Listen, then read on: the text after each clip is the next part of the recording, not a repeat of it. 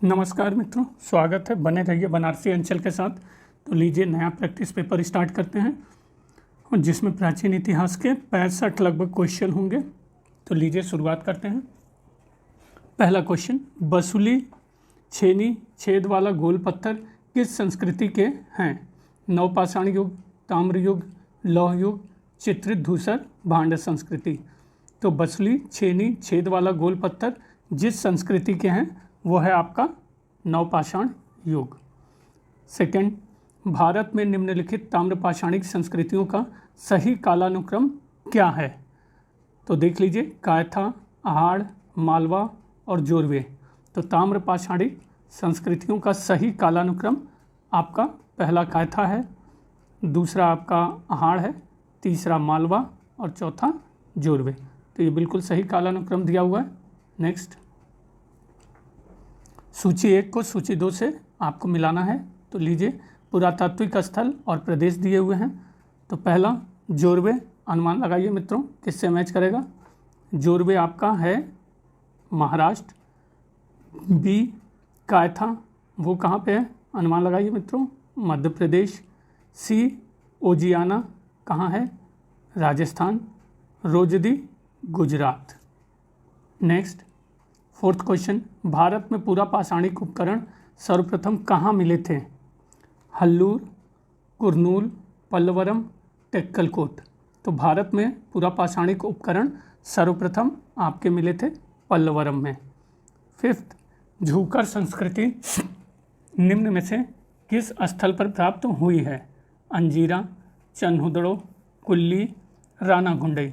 तो झूकर संस्कृति जिस स्थल पर प्राप्त हुई है वो है चन्हुदड़ो।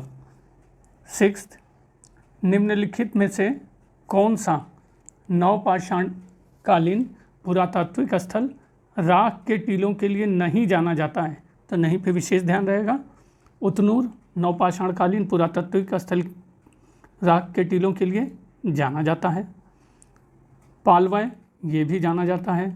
कुपगल, अनुमान लगाइए मित्रों, ये भी जाना जाता है। बुर्जहोम ही नहीं जाना जाता है। तो उतनूर, कुपगल और पालवाय में राख के टीले नवपाषाण कालीन मिले हैं। सातवां प्रश्न, निम्न में से किस मध्य पाषाण कालीन पुरास्थल से मृग श्रृंग के छल्लों की माला के प्रमाण मिले हैं? दमदमा, महदहा, सराय नाहर राय या पटने। तो जिस मध्य पाषाण कालीन पुरास्थल से मृग श्रृंग के छल्लों की माला के प्रमाण मिले हैं वो है आपका महदहा। नेक्स्ट, एट्थ, सिंहावल एक पुरास्थल है निम्न पूर्व पाषाण संस्कृति का, मध्य पूर्व पाषाण संस्कृति का, उच्च पूर्व पाषाण संस्कृति का, मध्य पाषाण संस्कृति का।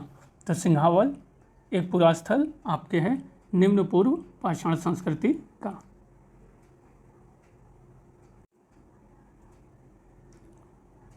क्वेश्चन 9 सुमेल करने को दिया हुआ है सूची 1 का सूची 2 से।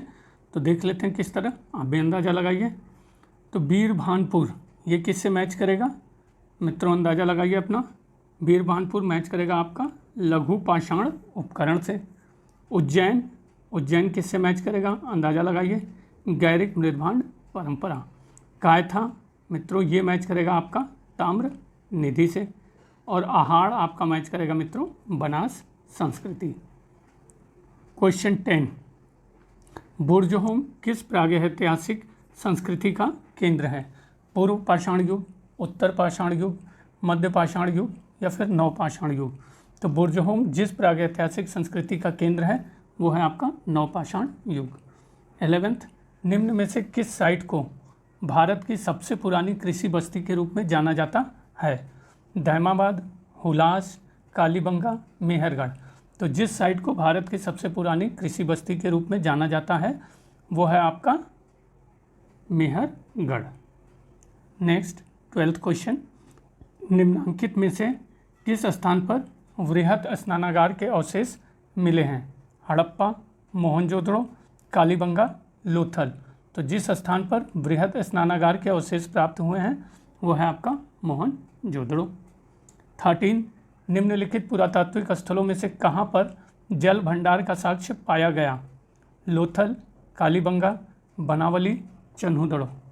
तो जिस पुरातात्विक स्थलों पर जल भंडार का साक्ष्य पाया गया वो है आपका लोथल। क्वेश्चन 14, निम्नलिखित में से किस स्थल से हड़प्पा लिपि में बहुत बड़े बड़े अक्षरों में लिखा हुआ एक लघु अभिलेख प्राप्त हुआ है? बनावली, धौलावीरा, कालीबंगा, मोहनजोदड़ो। तो जिस स्थल से हड़प्पा लिपि में बहुत बड़े बड़े अक्षरों में एक लघु अभिलेख प्राप्त हुआ है वो है आपका Dholavira. Next 15th question, Mohenjodaro की प्रसिद्ध पशुपति मोहर पर देवता किन पशुओं से घिरा है? भैंसा, गैंडा, भेड़, चीता। चीता, सर्प, गैंडा तथा बैल। सिंह, गैंडा, बैल तथा घड़ियाल। चीता, गैंडा, भैंसा और हाथी। तो मोहनजोदड़ो की प्रसिद्ध पशुपति मोहर पर देवता जिन पशुओं से घिरा है वो है आपका चीता, गैंडा, भैंसा तथा हाथी। क्वेश्चन 16, जैसा कि प्राप्त साक्ष्य उदाहरणार्थ मोहरे काटने के लिए धातु के उपकरण से प्रकट होता है, निम्नलिखित एक स्थल हड़प्पीय मोहरों के निर्माण का प्रमुख केंद्र था? बालाकोट, चन्हुदड़ो, कोटडीजी या लोथल। तो सही उत्तर है मित्रों आपका एक स्थल हड़प्पीय मोहरों के निर्माण का प्रमुख केंद्र था वो है आपका चन्हुदड़ो।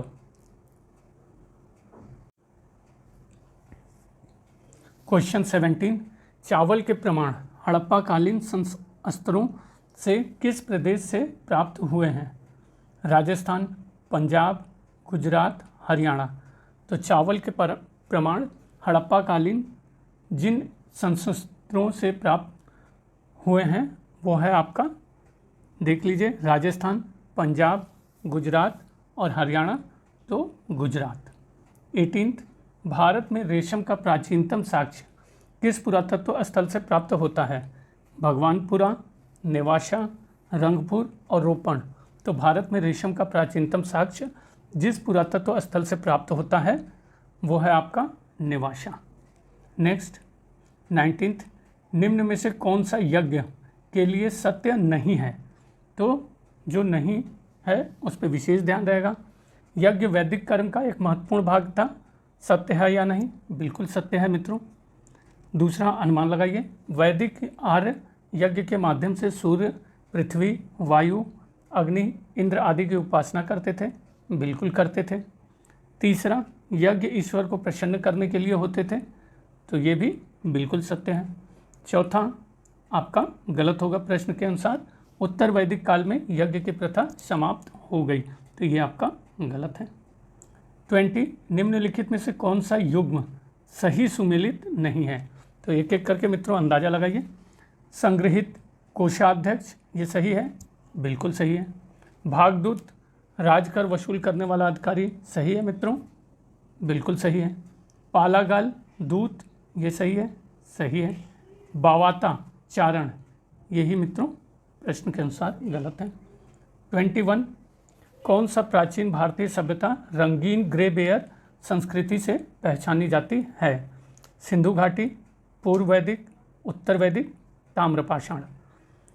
तो जो प्राचीन भारतीय सभ्यता रंगीन ग्रे बेयर संस्कृति से पहचानी जाती है वो है आपका उत्तर वैदिक। नेक्स्ट 22, वैदिक युग में राजा के पश्चात महत्वपूर्ण अधिकारी था?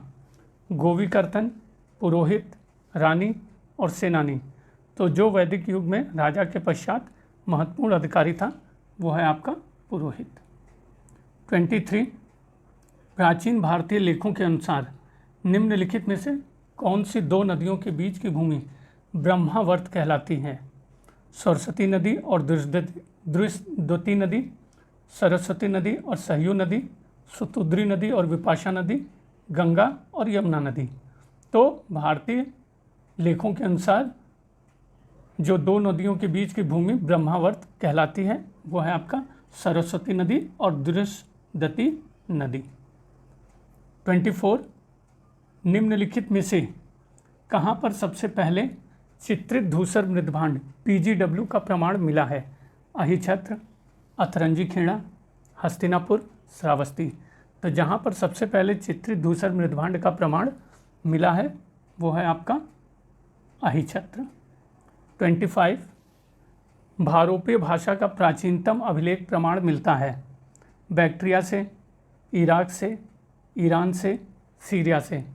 तो भारोपीय भाषा का प्राचीनतम अभिलेखीय प्रमाण आपका मिलता है इराक से। नेक्स्ट 26, अनेक वैदिक यज्ञों को दर्श में संपन्न किया जाता है, इससे किस दिन का तात्पर्य है? शुक्ल पक्ष की अष्टमी, कृष्ण पक्ष की अष्टमी, पूर्णिमा, अमावस्या। तो वैदिक यज्ञों को दर्श में संपन्न किया जाता है, इससे जिस दिन का तात्पर्य है वो है आपका अमावस्या।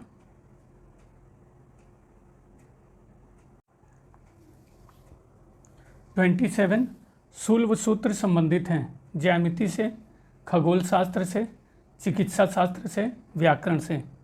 तो आपका शूल्व सूत्र संबंधित है ज्यामिति से। 28 बृहदारण्यक उपनिषद में अजातशत्रु को कहाँ का राजा कहा गया है? काशी, कौशल, अंग, मगध। तो बृहदारण्यक उपनिषद में अजातशत्रु को आपके काशी का राजा कहा गया है। 29 निम्न में से कौन बंगाल वैष्णव धर्म का प्रतिनिधित्व नहीं करता है? तो नहीं पे फिर से विशेष ध्यान रहेगा। तो बंगाल वैष्णव धर्म का प्रतिनिधित्व आपके चैतन्य महाप्रभु करते हैं, गीत गोविंद के रचयिता जयदेव करते हैं, स्वामी प्रभुपाद करते हैं, महर्षि अरविंद नहीं करते हैं। क्वेश्चन 30 कौन सा जैन साहित्य मौर्य युग की जानकारी नहीं देता है? परिशिष्ट पर्वन, कथाकोश, वृहद कथाकोश, कल्पसूत्र। तो जो जैन साहित्य मौर्य युग की जानकारी नहीं देता है, तो नहीं पे फिर से विशेष ध्यान रहेगा मित्रों। इसको आप कमेंट में थोड़ा सा बताएंगे, मुझे भी कन्फ्यूजन है। कई लोगों ने कमेंट करके कई प्रश्नों पे उत्तर बताया है मित्रों, तो मैं नहीं चाहता हूँ कि गलत उत्तर देकर कोई भी कन्फ्यूजन क्रिएट किया जाए। तो प्लीज़ आप कमेंट में बताइएगा और मैं भी खोजने का प्रयास करूँगा। 31 कौन सा बौद्ध साहित्य भारत की प्राचीन लिपियों की सूची देता है? ब्रह्माजाल सूत्र, महावग्ग, ललित विस्तार, विनय पिटक। तो जो बौद्ध साहित्य भारत की प्राचीन लिपियों की सूची देता है वो है ललित विस्तार। 32 प्राचीनतम अजंता चित्रकला कहाँ उपलब्ध है? गुफा संख्या 1 और 2, गुफा संख्या 9, गुफा संख्या 16-17, गुफा संख्या 19। तो प्राचीनतम अजंता चित्रकला आपकी गुफा संख्या 9 में उपलब्ध है। 33 जैन धर्म के वास्तविक संस्थापक किस जनजाति के थे? ज्ञात्रिक जनजाति, मल्ल जनजाति, लिच्छवी जनजाति, शाक्य जनजाति। तो जैन धर्म के वास्तविक संस्थापक जिस जनजाति के थे वो है आपका ज्ञात्रिक जनजाति। क्वेश्चन 34 निम्नलिखित में से किस स्थान पर हर्षवर्धन ने एक विशाल बौद्ध विहार की स्थापना की? नालंदा, पाटलिपुत्र, वैशाली और नासिक। तो जिस स्थान पर हर्षवर्धन ने एक विशाल बौद्ध विहार की स्थापना की वो है आपका नालंदा। 35 निम्नांकित में से कौन भारत में ज्ञात विशालतम मध्य पाषाण वास क्षेत्र है? बागोर, चौपानी मांडो, कोल्डिहवा, महगढ़ा। तो जो भारत में ज्ञात विशालतम मध्य पाषाण वास क्षेत्र है वो है बागोर। 36 निम्नलिखित में से किस भारतीय राजवंश ने जैन धर्म को राजकीय संरक्षण प्रदान नहीं किया था? तो नहीं पे फिर से विशेष ध्यान। सातवाहन, गुजरात के चालुक्य, गंग और राष्ट्रकूट। तो राष्ट्रकूटों ने मित्रों जैन धर्म को किया था संरक्षण, गंग ने भी मित्रों अनुमान लगाइए किया था, गुजरात के चालुक्य मित्रों किया था, सातवाहनों ने नहीं किया था। 37 भक्ति की अवधारणा पहली बार अभिव्यक्त हुई? ऐतरेय ब्राह्मण में, शतपथ ब्राह्मण में, श्वेताश्वर उपनिषद में, छांदोग्य उपनिषद में। तो भक्ति की अवधारणा पहली बार अभिव्यक्त हुई आपकी श्वेताश्वर उपनिषद में। 33 महावीर की मृत्यु के उपरांत निम्नलिखित में से किसके जैन संघ के प्रमुख बनने का वर्णन है? जम्बू, भद्रबाहु, स्थूलभद्र, सुधर्मा। तो महावीर की मृत्यु के उपरांत जिसके जैन संघ के प्रमुख बनने का वर्णन है वो है सुधर्मा। 39 संथारा प्रथा निम्नलिखित में से किस संप्रदाय से संबंधित है? जैन, शैव, शाक्त या वैष्णव? तो संथारा प्रथा जिस संप्रदाय से संबंधित है वो है आपका जैन। क्वेश्चन 40 महाराज धीराज की उपाधि धारण करने वाला प्रथम गुप्त शासक श्रीगुप्त, चंद्रगुप्त प्रथम, समुद्रगुप्त, घटोत्कच?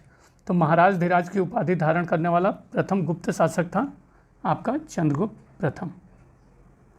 नेक्स्ट 41 गुप्त काल की मुद्राओं के विषय में कौन सा कथन असत्य है? तो थोड़ा सा छोटा कर देता हूँ ताकि सारी चीज़ें आ जाए। तो मुद्राओं के विषय में कौन सा कथन असत्य है? तो एक एक करके देख लेते हैं मित्रों। पहला ए, स्वर्ण मुद्राओं को गुप्त अभिलेखों में दीनार कहा गया है। ये क्या होगा? बिल्कुल सत्य है। गुजरात विजयोपरांत गुप्त शासकों ने स्थानीय विनिमय के लिए बड़ी संख्या में तांबे की मुद्राएं जारी की थी। तो ये कथन मित्रों क्या है? अनुमान लगाइए। ये कथन ही गलत है और बाकी सी और डी भी सही है। पढ़ लेते हैं।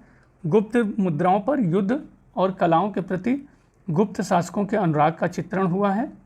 गुप्त स्वर्ण मुद्राएं कुषाण मुद्राओं के स्वर्ण के तुलना में कम शुद्ध हैं। नेक्स्ट क्वेश्चन 42 निम्नलिखित में से कौन प्रभावती गुप्ता की माता थी? तो कुमार देवी, कुबेर नागा, ध्रुव देवी या कोई नहीं?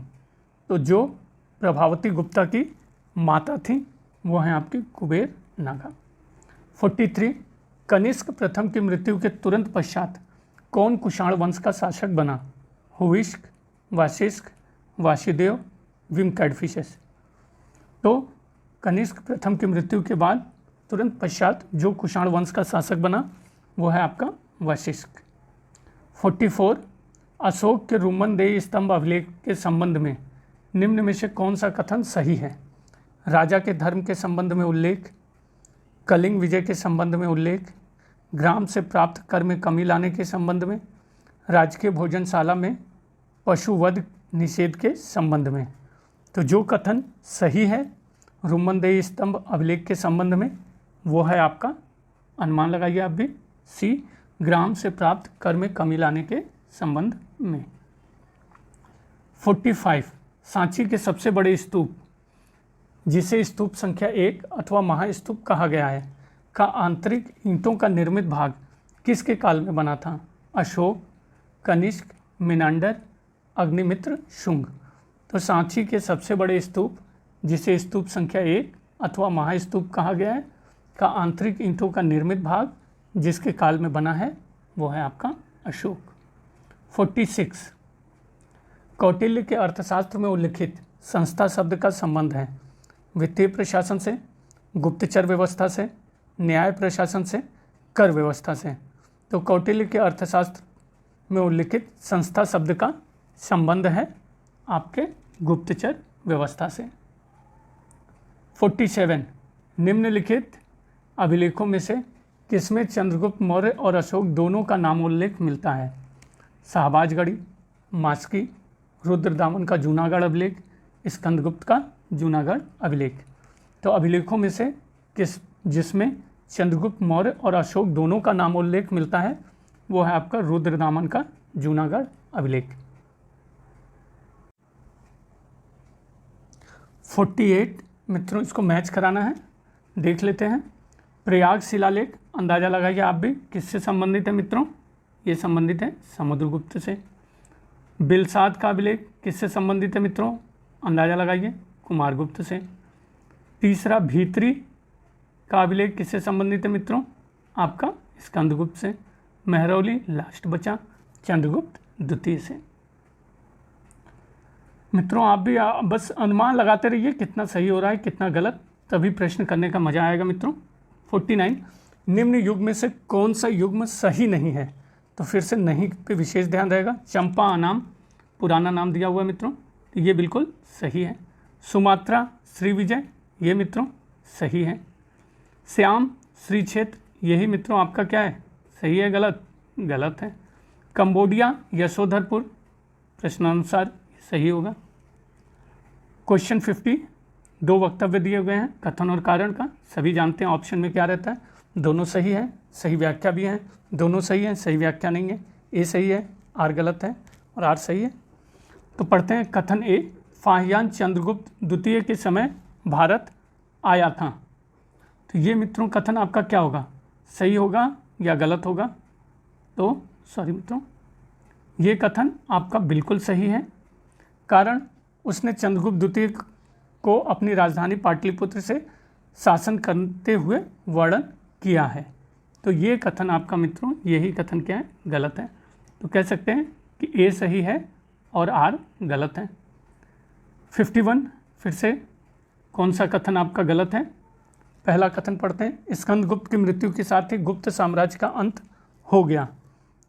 अंदाजा लगाइए मित्रों, सही है या गलत? बी, स्कंदगुप्त की मृत्यु के बाद साम्राज्य चलता किंतु केंद्रीय नियंत्रण कमजोर हो गया। तो ये कथन बिल्कुल सही है।